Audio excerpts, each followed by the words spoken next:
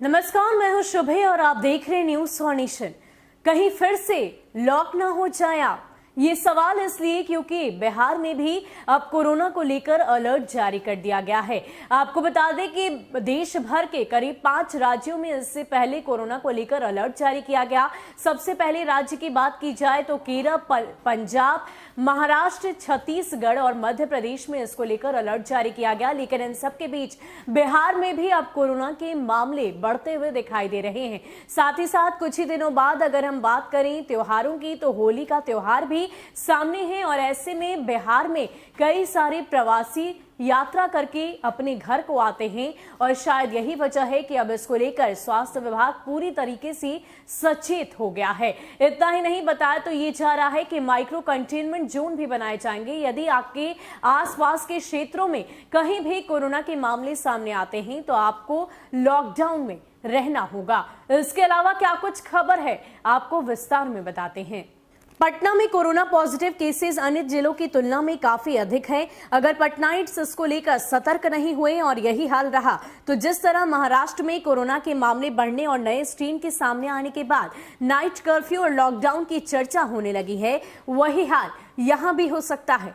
यहां भी containment zone बन सकते हैं और फिर से लोगों को घरों में कैद रहना होगा। अगले माह होली का त्योहार है, इसमें बड़ी संख्या में प्रवासी अपने घरों को आते हैं। बाहर के राज्य में कोरोना के नए स्ट्रेन मिलने और कोरोना केसेस के बढ़ने से प्रवासियों के आने के बाद संक्रमण बढ़ने का खतरा हो सकता है। महाराष्ट्र में कोरोना संक्रमण के बढ़ते मामलों को देखते हुए बिहार सरकार अलर्ट मोड में आ गई है। कोरोना संक्रमण का कोई नया मामला सामने आने पर संबंधित इलाके में माइक्रो कंटेनमेंट जोन बनाया जाएगा। नए मामलों की कॉन्टैक्ट ट्रेसिंग होगी और वहां रहने वाले हर व्यक्ति की RT-PCR जांच कराई जाएगी। संक्रमण बढ़ने के खतरे को देखते हुए मुख्य सचिव दीपक कुमार ने सभी जिलों के DM, SP के साथ कोरोना की समीक्षा के बाद यह निर्देश दिए हैं। सबसे पहले आपको इस बात की जानकारी देते हैं कि आखिर माइक्रो कंटेनमेंट जोन होता क्या है। आसपास के 5 से 10 घरों को मिलाकर माइक्रो कंटेनमेंट जोन बनाया जाता है। इसका उद्देश्य संक्रमण पर रोक लगाने के साथ लोगों को असुविधा न हो, इस पर भी ध्यान दिया जाता है।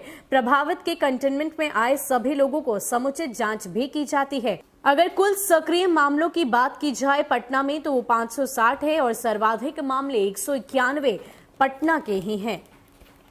सबसे पहले भीड़भाड़ वाले स्थानों यथा फूड कोर्ट, जलवान गृह, सब्जी मंडी, बस स्टैंड, रेलवे स्टेशन, रेहड़ी आदि पर व्यक्तियों के जमावड़े को नियंत्रित किया जाएगा। किसी भी प्रकार के उत्सव अथवा ऐसे अन्य आयोजन जिसमें अधिक लोगों को इकट्ठा होने की संभावना हो, उनके लिए अनावश्यक अनुमति प्रदान नहीं की जाएगी। संक्रमित क्षेत्रों में सैनिटाइजेशन की व्यवस्था की जाएगी। पार्क में अनावश्यक भीड़ नहीं लगानी है। परिवार के साथ आसपास के लोगों की भी जांच की जाएगी। तो वाकई बिहार में भी अब कोरोना को लेकर हाई अलर्ट है, वो इसलिए क्योंकि लगातार आंकड़ों में इजाफा हो रहा है, वृद्धि हो रही है और ऐसे में आपको भी सचेत होने की जरूरत है। और रही बात, अगर आपके क्षेत्र में कोई भी व्यक्ति कोरोना संक्रमित होता है तो उसे अब माइक्रो कंटेनमेंट जोन का नाम दे दिया जाएगा और इसके तहत आपको कई सारे नियमों के पालन करने होंगे। ऐसे में हम भी आपसे यही अपील करेंगे कि कोरोना को लेकर आप सतर्क रहें, एहतियात बरतें, घर से बाहर निकलने से पहले मास्क जरूर लगाएं। फिलहाल के लिए इतना ही। ऐसे ही अपडेट्स के लिए आप हमारे साथ बने रहिए और देखते रहिए न्यूज नेशन। नमस्कार।